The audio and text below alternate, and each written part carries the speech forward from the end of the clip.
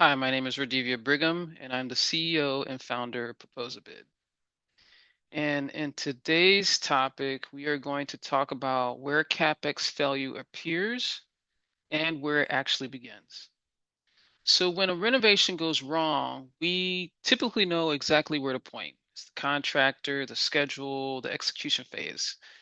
And when capital projects go sideways, everyone agrees on pretty much one thing.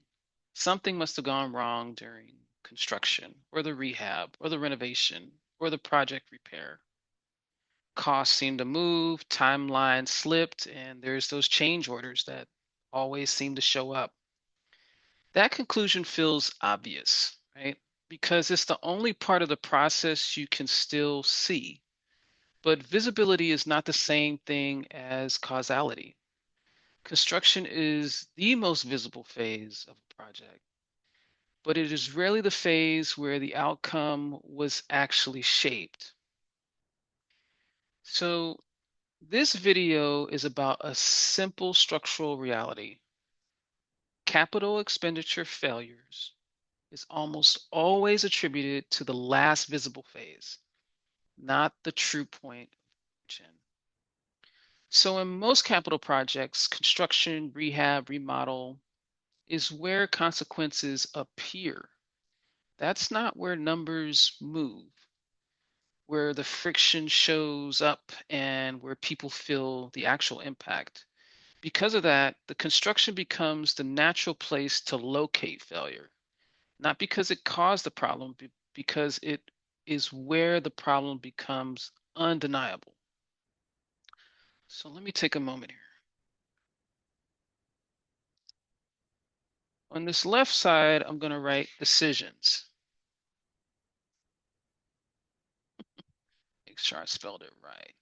Sions.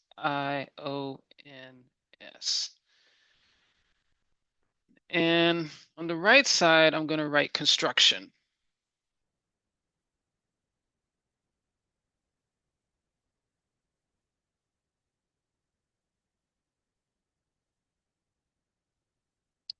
Decisions and construction. And let's see, let's circle construction in red. So the reason why we circle construction is because construction is loud, right? And decisions are quiet. Let's see if I can get this glare out.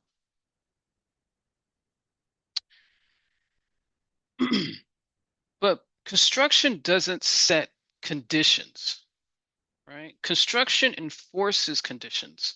So by the time a project reaches execution, most of what matters has already been decided, right? What uncertainty was acceptable? What assumptions were carried forward? And then what were the trade-offs that were implicitly locked in? So construction doesn't choose among options.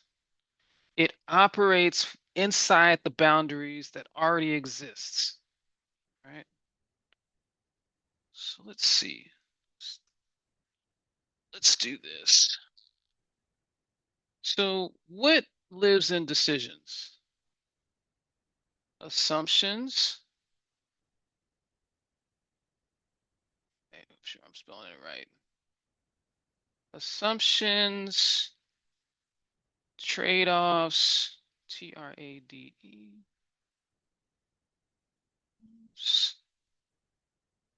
and constraints.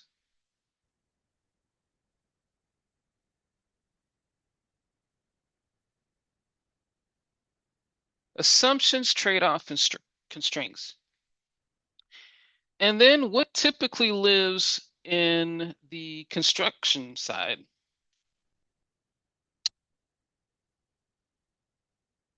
Consequences.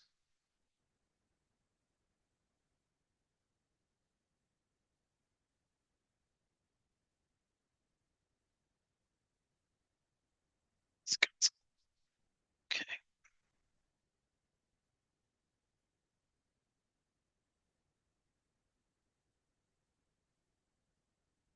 And then let's draw an arrow.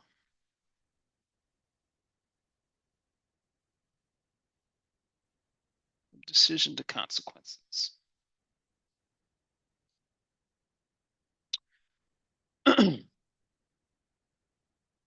So now that we have this set up, the structural problem is this, right? When when consequences appear later, we instinctively assign cause to the phase that we can still see, which is the construction or the rehab or the remodel. What we are really reacting to is the appearance. It's not the origin, which is the decisions. And this isn't a mistake. It's typically how we behave, right? When context disappears. So so over time, decision context fades, people move on, the memory collapses, documentation gets thinner, and what remains is the execution and what was built.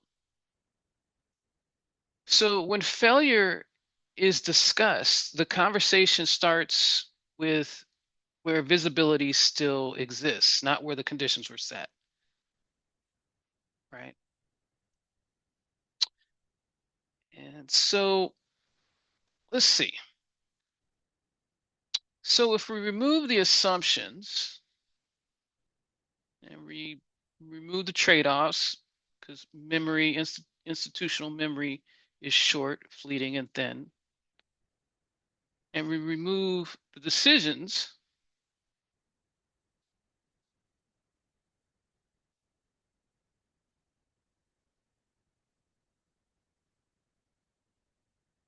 what do we have? We just have consequences from the decisions that we can no longer document, right? And so this is why intelligent, experienced owners can look at the same project and all agree on the symptoms and still disagree entirely on the cause. So if we can agree to this, then we're finally looking at the right layer, because this isn't about fixing construction or the rehabs. It's about understanding where the failure is actually born, long before it becomes visible. So construction is where capital expenditures and the failures of those capital expenditures actually show up. And the failure is attributed to the last visible phase, not the true point of origin. Decisions are where it actually all starts. And construction is where consequences appear. Decisions are where conditions are set. And people confuse the appearance with the cause. And then we blame what we can only see. So if this distinction resonates, if you've experienced projects where execution took the heat for something that felt older, right? That's the layer Proposabid works in.